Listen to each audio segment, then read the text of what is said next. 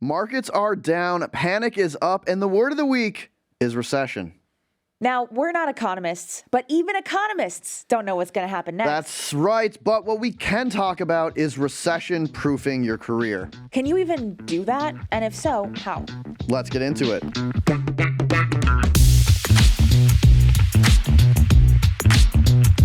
Kayla, before we talk about a looming world-ending recession, let's talk about emails.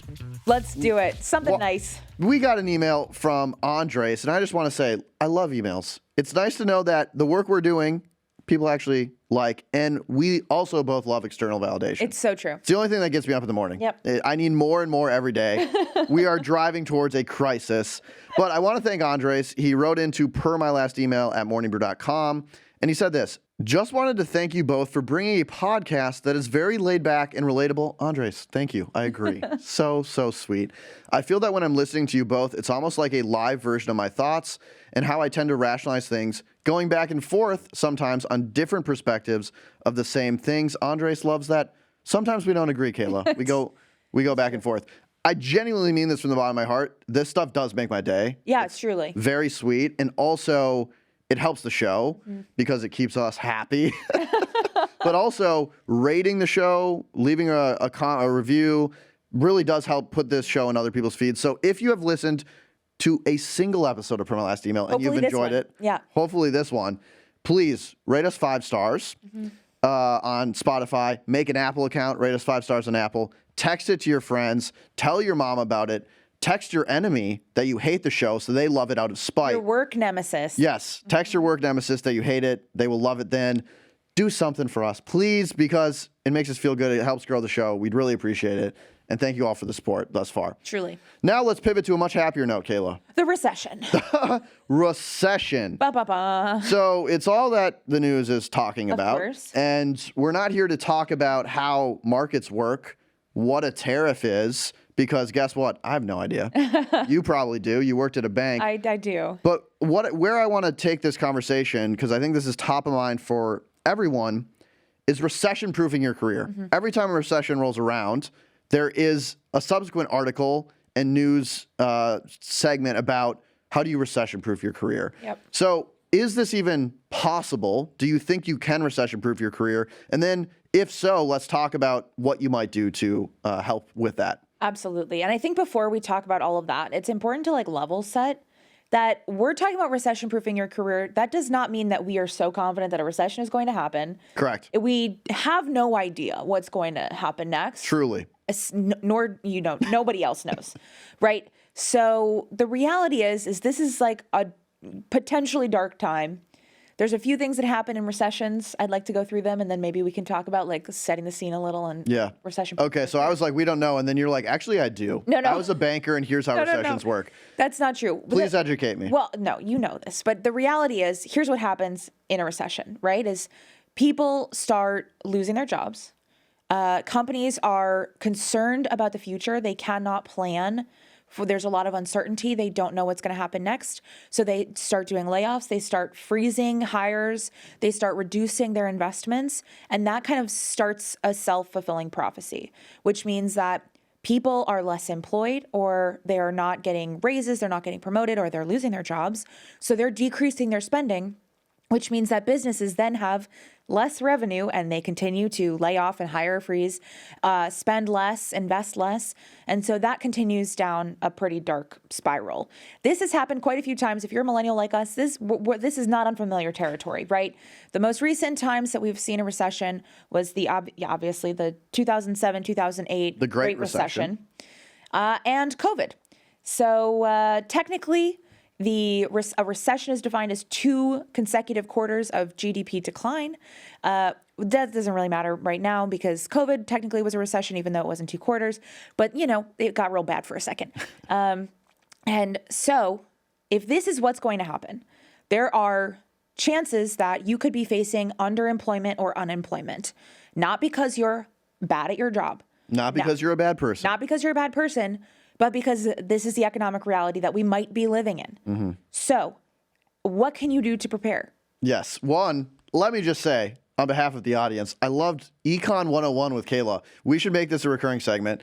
What I took away from that is recessions are bad. Yes. That was my main takeaway Correct. from what you said. So let's first just start here, at least my take on recession-proofing your career.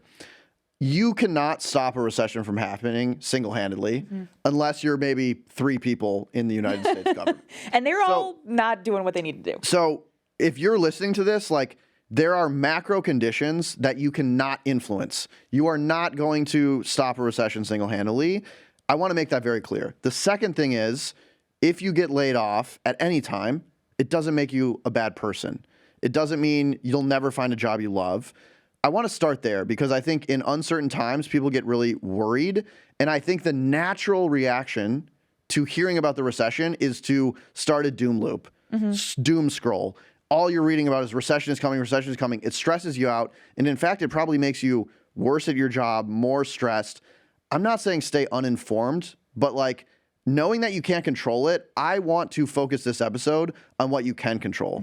And so I'd like to dive into what we think is in your locus of control that you can actually work on to help increase the odds of you staying employed, or if you are unemployed, increase the odds of you finding new work or new revenue streams. So I just want to say that up top. And should we get into maybe some tactics now? Yeah, sure. Okay. So where I want to start, your current job. So say you are employed now and you're like, okay, a recession might be coming. What can I do to make sure that if we do get to a bad spot, I'm more likely to keep my job? There's 2 things, I think, from my perspective.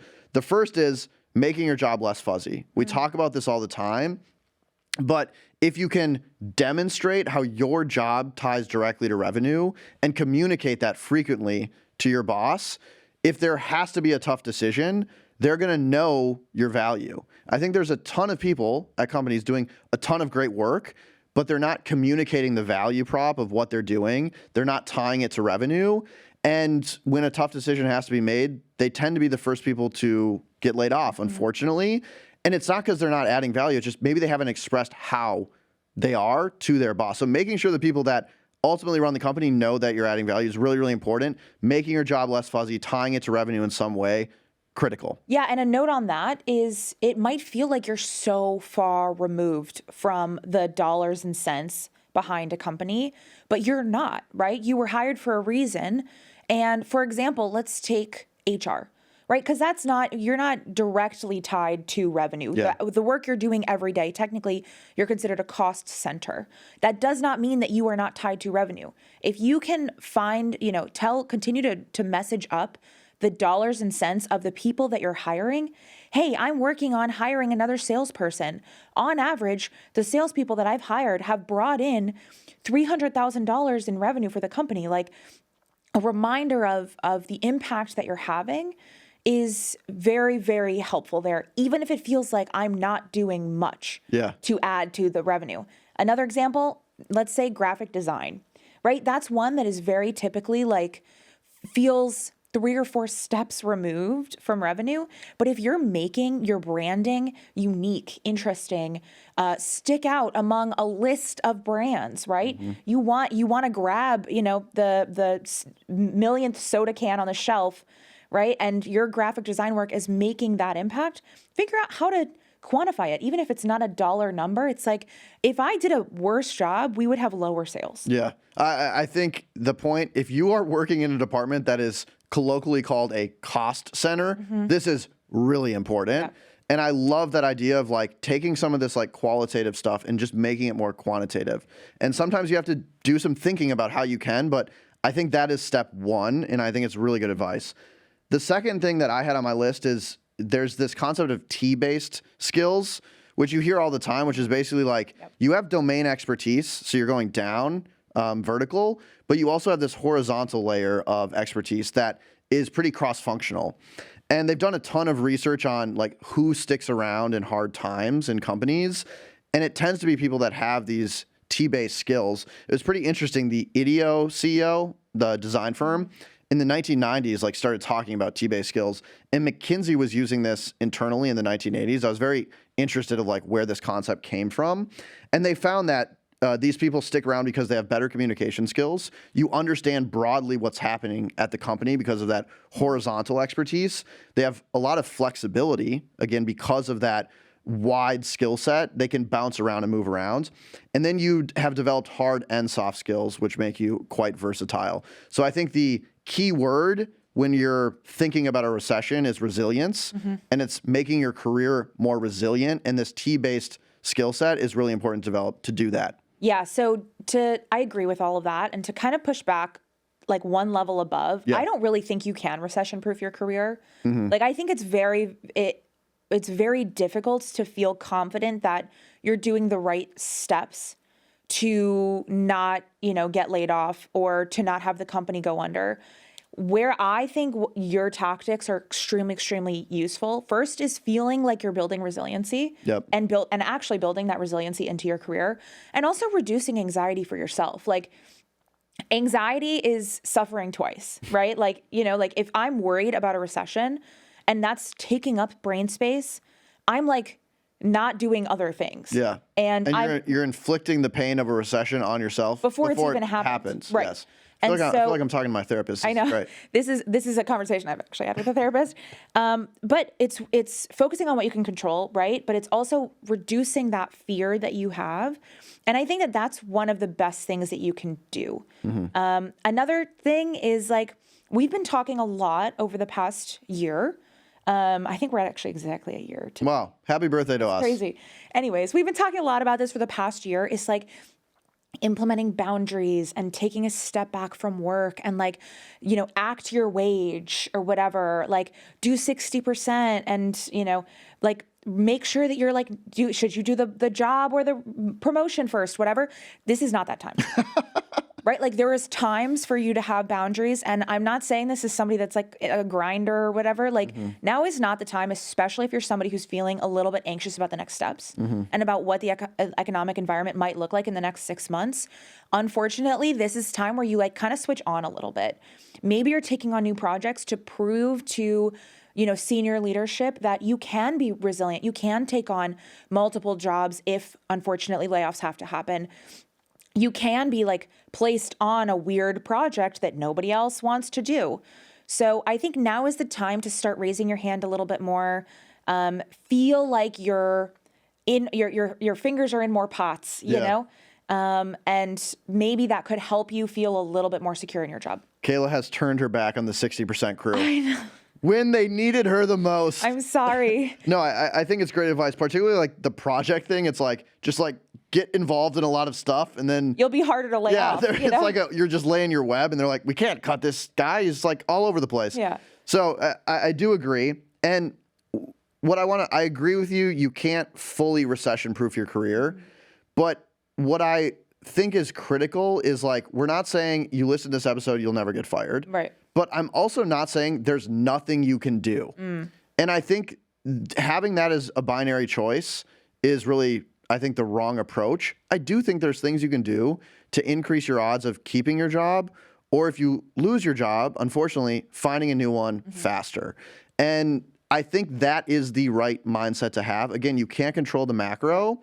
And we're not saying this is a guarantee, but I do think there are things backed up by a lot of research you can do to increase your odds. And that's what we're talking about. So we talked about the current job. Like if you're in a current job, what can you do to increase your odds? I'd like to talk about like job seeking or just things that are a little more external that you can do that I think really increase your chances of, it's not necessarily like you have to be laid off and you're trying to find a new job. They could increase your chance of keeping your current job too, but I think they're just a little more broad.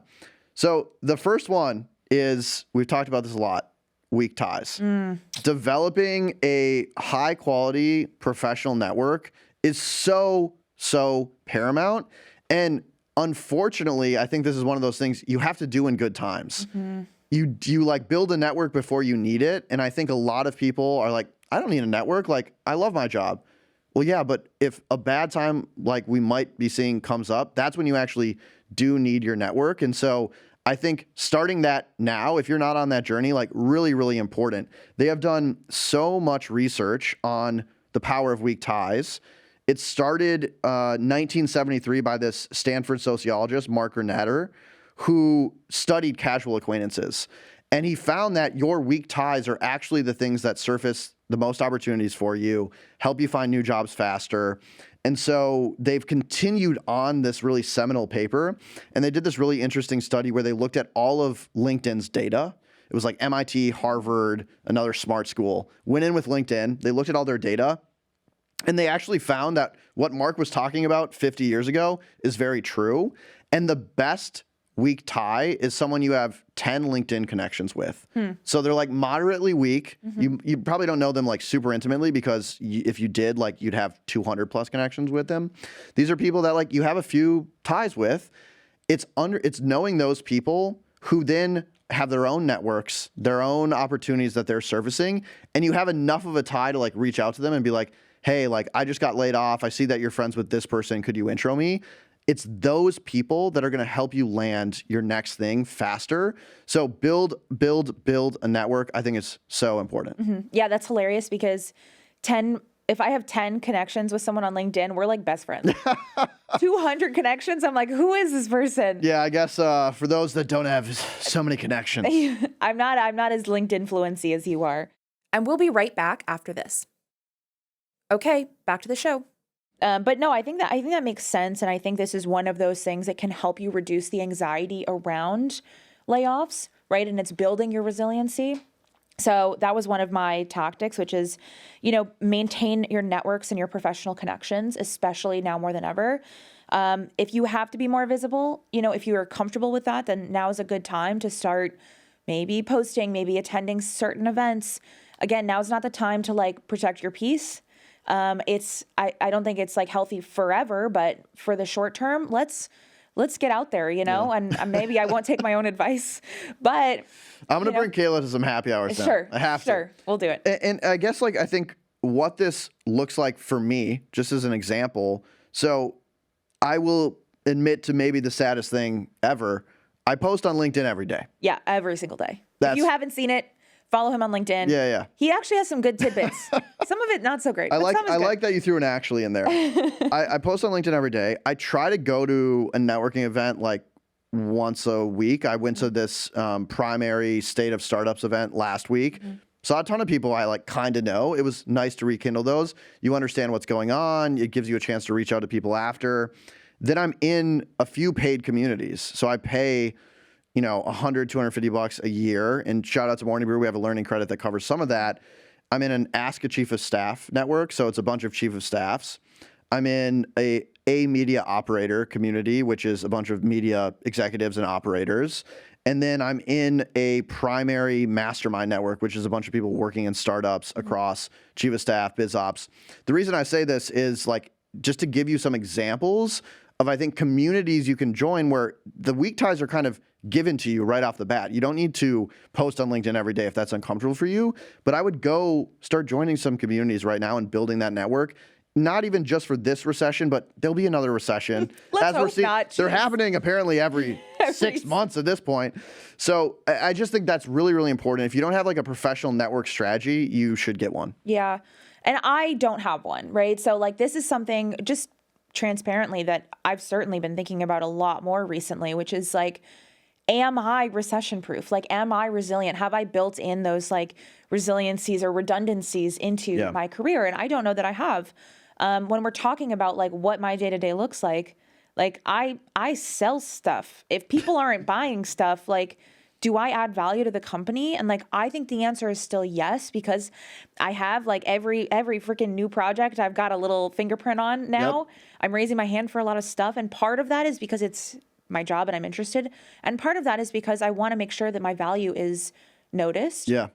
And so this is something I've thought a lot about. And I have even, if you've been here for the full year, I am like a LinkedIn hater.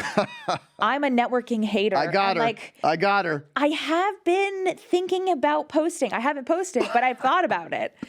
And so I think like I am, if you are somebody who is very cautious about this kind of behavior, feels like it's very like self-promotional or kind of gross, now's the time to start taking those uncomfortable steps. And it might not just be LinkedIn. Like your network might not be on LinkedIn, but like just build a network in some capacity and do what's comfortable to you. But in some cases, you might have to do something that's a little uncomfortable, a little scary. I think it has value. I love that your transparency and talking about you're taking on a lot of other projects. And I hope that you're communicating that you're doing that and the value of that to your boss, right? Like that's also part of the advice is like, don't just start doing a bunch of stuff and hope people notice. Like make sure that you're getting recognition for the work you're doing. A really, really extremely tactical, maybe like too tactical piece of advice that I'd give is at the end of every month and largely at the end of every quarter, I'm creating a deck that's talking about updates on every single thing, every project that I'm a part of, and I'm sending that to my boss. Nice. It's not like I have to like sit him down and be like, look at all the things I've done. But I'm like, hey, here's the update. Let me know if you have any questions. Yeah. And he's going through that and he's seeing like, we have a meeting every other week. I don't have time to like tell him every single update of every single thing that I'm doing. And this he can look back on and see, oh, this impact. is what she's done over the past month or over the past quarter. Yeah. And I'm linking that to revenue, even when it's not a revenue generating project.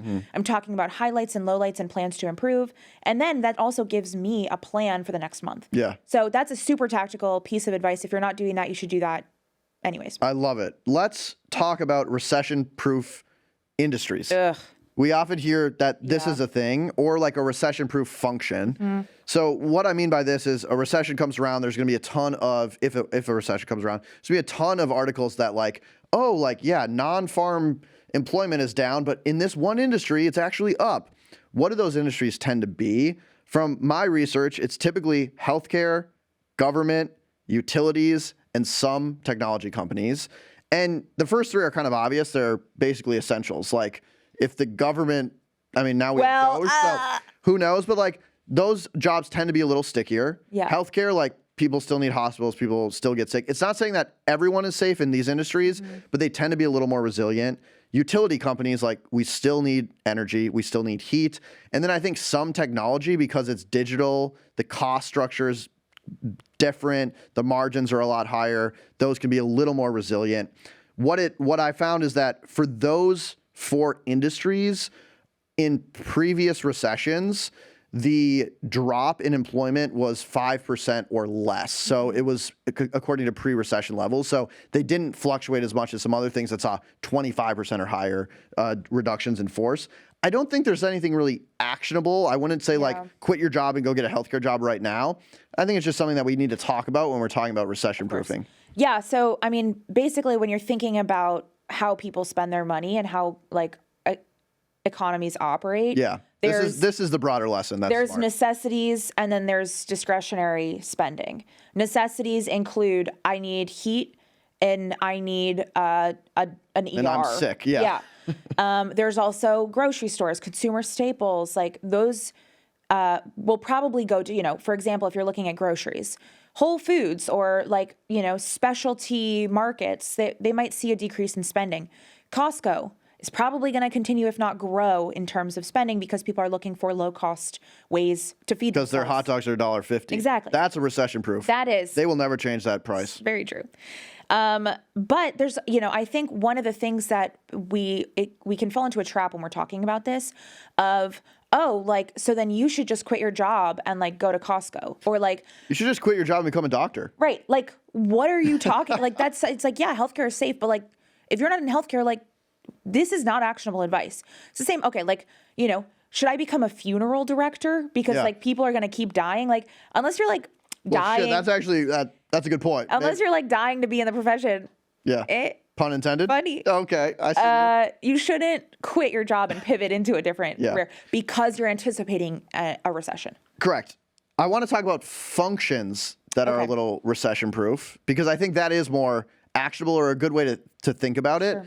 And so I was reading this HBR, Harvard Business Review study, and they looked at not necessarily functions, I shouldn't say, but like traits of jobs that stick around more in recessions compared to other ones. And they found these few factors. The first is, we talked about it, proximity to revenue. How close are you to generating dollars for the company?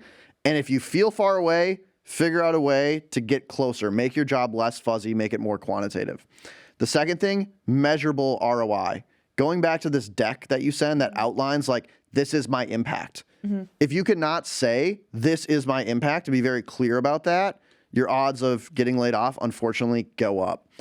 The third factor, operational necessity. Like, are you critical? Like, if you're in like compliance, it's like, even if we have to fire, like, you're going to be there unless the whole company goes bankrupt, because like you need to be compliant with the government.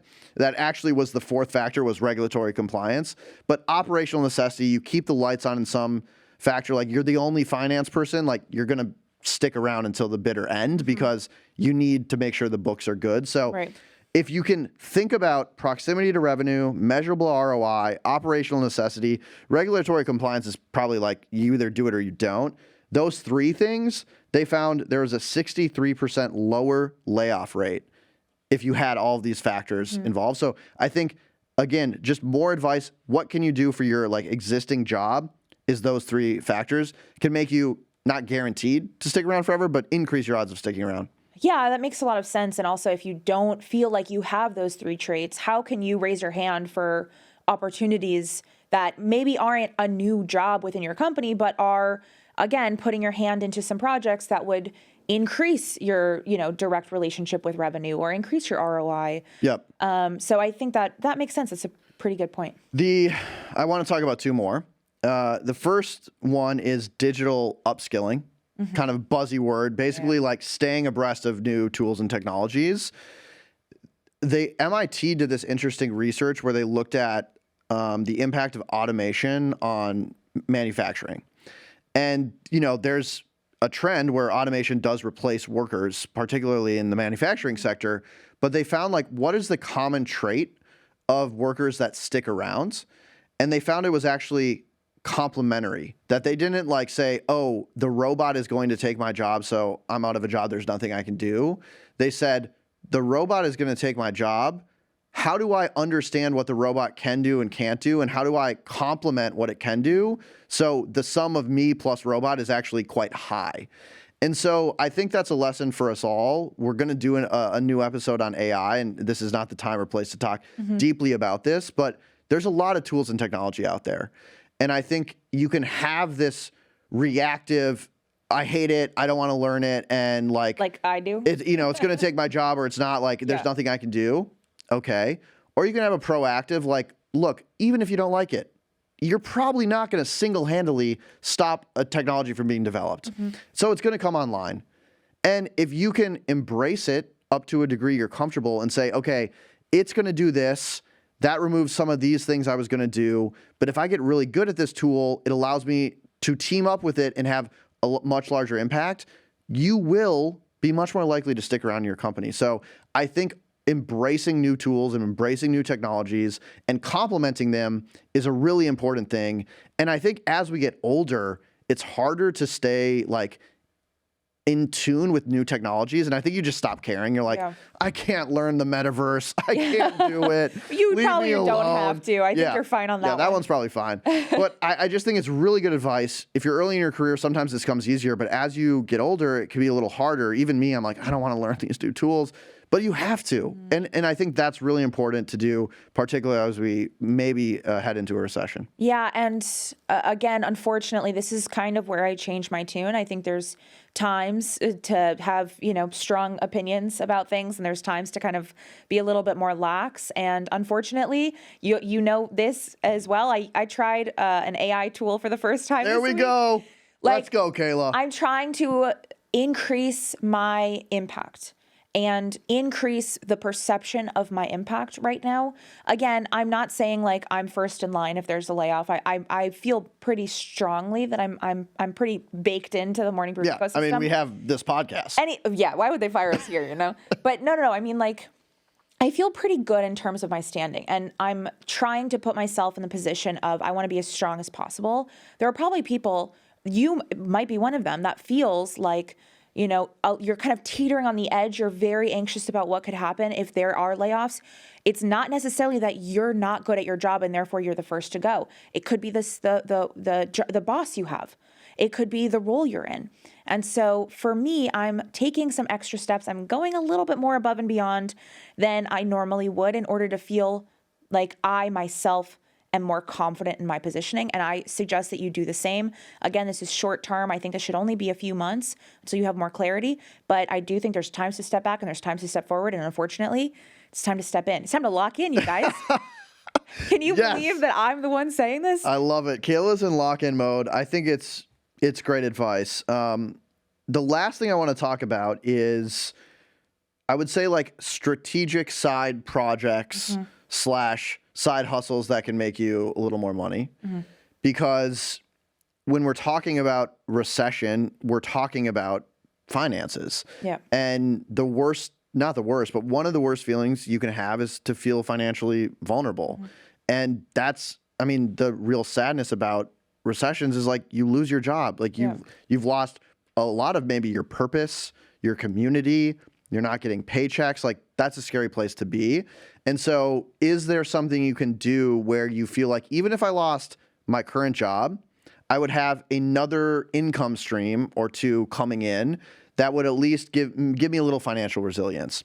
And so I think it's interesting if you think about yourself as a business. If you only have a full-time job, you have one customer. Like my only customer right now is Morning Brew Inc. And they pay me, and they've been a great customer, and they pay me on time, and they've increased what they pay me over time. So I feel good about that.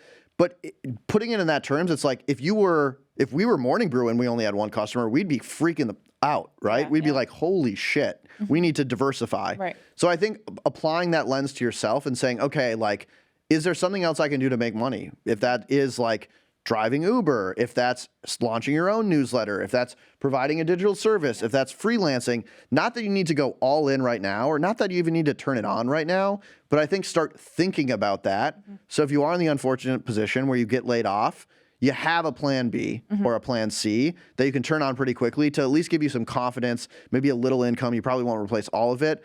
I think that's just a realistic good thing to be thinking about right now. 100%. And if we're talking about finances, again, this isn't exactly like work related, but feeling like you're reducing that anxiety is reducing your non-necessary spending, if possible. We just canceled our Disney Plus. Recession indicator. Recession indicator. I haven't turned it on in like 3 months, and I was like, it's time. I don't need to be paying $18 a month for this. Reduce your non-necessity spending, increase your savings, pay down your debt if you have it. Feel like you have an emergency fund that's 6 to 12 months, if possible, of your expenses. And that can also help reduce some of that anxiety, which can then help you lock in even more at work, continue to prove your value, without being nervous that if you lose that job, that's kind of it. So, and don't look at your 401k. Whatever you do, don't look at your 401k. It's horrifying, and do not sell out of it. I promise. This has happened before. Hold now.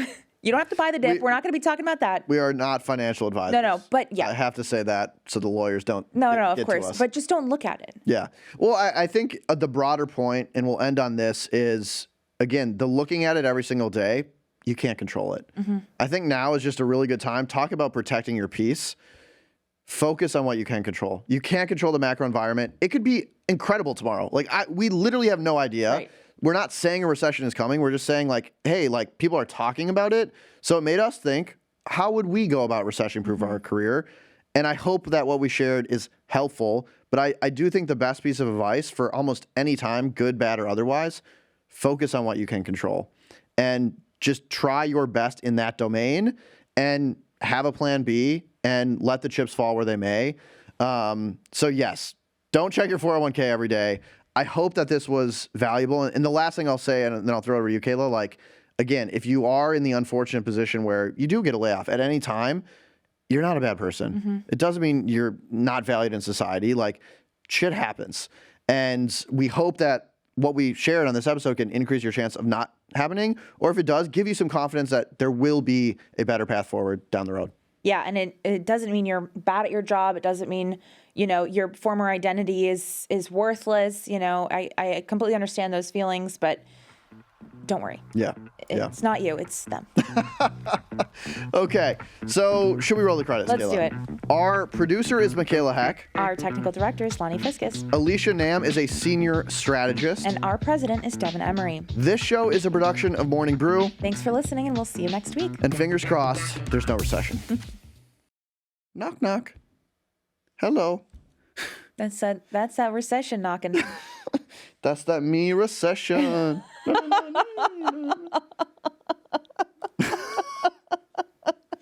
Wow, that's a good chuckle. That was a good one. Jesus Christ. It's a me recession.